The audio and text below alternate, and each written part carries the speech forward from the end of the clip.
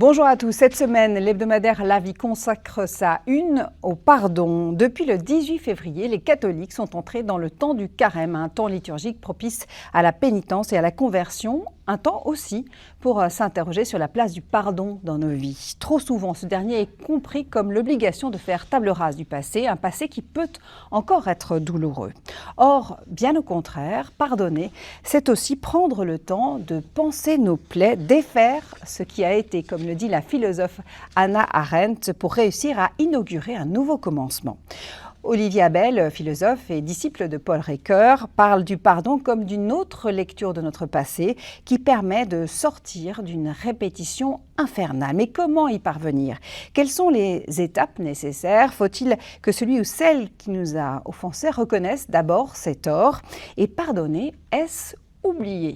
Autant de questions auxquelles nous tentons d'apporter des réponses dans ce numéro. À découvrir également cette semaine un très beau reportage sur Verdun, dans les villages morts pour la France.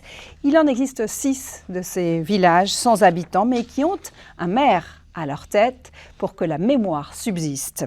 Ce numéro est à retrouver en kiosque sur notre site internet et notre application mobile. Et surtout, n'oubliez pas de vous abonner à notre chaîne YouTube pour ne rien manquer de ce qui fait l'actualité, notamment religieuse. Bonne semaine à tous. Cette semaine, en couverture du Pèlerin, Fabrice Lucchini nous accroche du regard. Le comédien est à l'affiche du film Victor comme tout le monde qui sort en salle le 11 mars. Victor, c'est Victor Hugo, dont les vers traversent la rencontre que Fabrice Lucchini nous a accordée. Victor Hugo, chantre de la liberté. L'aspiration à la liberté traverse le sommaire de notre numéro. Il est question de celle des Iraniens dans nos pages d'actualité, bien sûr. Notre journaliste Rachel Noto signe ensuite un récit exclusif sur la difficile émancipation des jeunes saoudiennes issues des milieux conservateurs.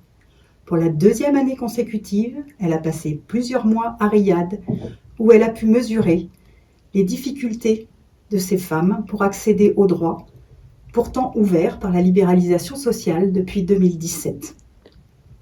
Notre chroniqueuse Olga Losky s'attache, elle, au sort de simples citoyens russes, jetés dans les geôles de leur pays pour avoir exprimé tout haut ce que des milliers de leurs compatriotes pensent tout bas. Liberté, force vive, déployée. C'est le thème du Printemps des poètes ce mois-ci.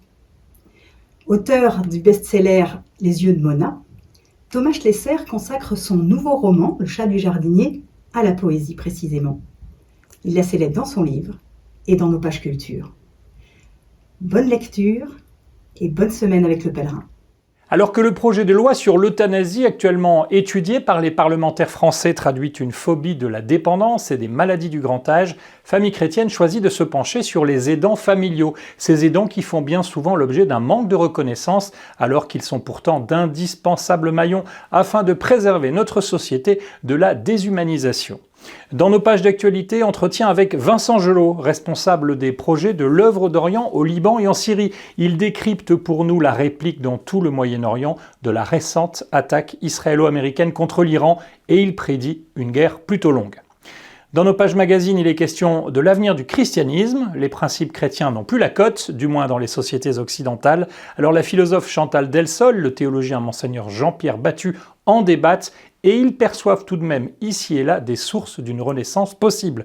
C'est à découvrir dans le magazine Famille Chrétienne cette semaine et évidemment toujours sur famillechrétienne.fr. Bonjour, les élections municipales qui approchent sont à la une de Réforme cette semaine, mais loin de la politique politicienne, nous nous sommes demandé comment se vivait la laïcité au quotidien, au niveau des communes. On parle souvent des polémiques sur le burkini en été ou sur les crèches à Noël, mais en réalité on s'aperçoit que sur le terrain, les choses se passent de façon très apaisée. Comme le souligne le politologue Philippe Portier, les villes ont besoin de structures intermédiaires entre les administrés et les élus. Et dans ce tissu intermédiaire, les cultes et leurs paroisses, leurs lieux de rencontre et leurs réseaux associatifs d'entraide figurent en très bonne place. Et puis dans le cadre des municipales, on se fait aussi l'écho d'une initiative du Conseil national des évangéliques de France qui a organisé un webinaire de prière après avoir été consulté par quelques 200 évangéliques sollicités pour faire partie des listes municipales. À lire aussi dans Réforme cette semaine, notre regard sur la guerre en Iran, la nouvelle tragédie pour le peuple iranien. Et puis à retrouver aussi toutes les rubriques habituelles du journal sur réforme.net et dans Réforme par abonnement. Bonne semaine. Bonjour.